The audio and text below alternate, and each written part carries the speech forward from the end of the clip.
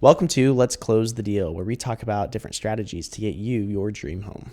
Sellers only want two things. They want the best price, but maybe even more than that, they want the best assurance that we're going to get to the closing table.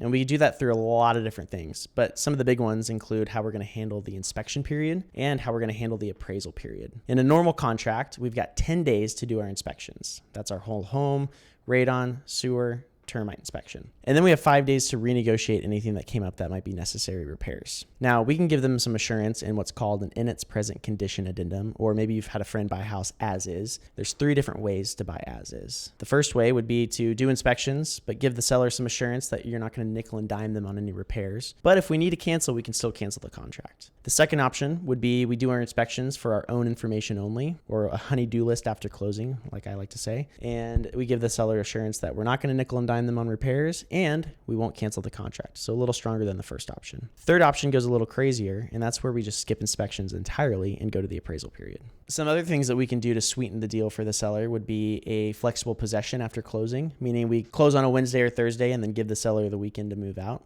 Some sellers really like that.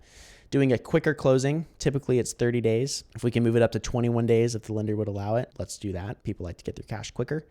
Sometimes putting more down is really helpful because it means you're more serious and you have more skin in the game. Cash is always king, so that's always great. You could do a higher earnest money deposit, make it non-refundable. So instead of the normal 1% earnest money deposit, you could do $5,000 or $10,000 or $20,000. And that's prepaid closing costs. So that would just be credited back to you at closing. Most real estate agents all cost the same.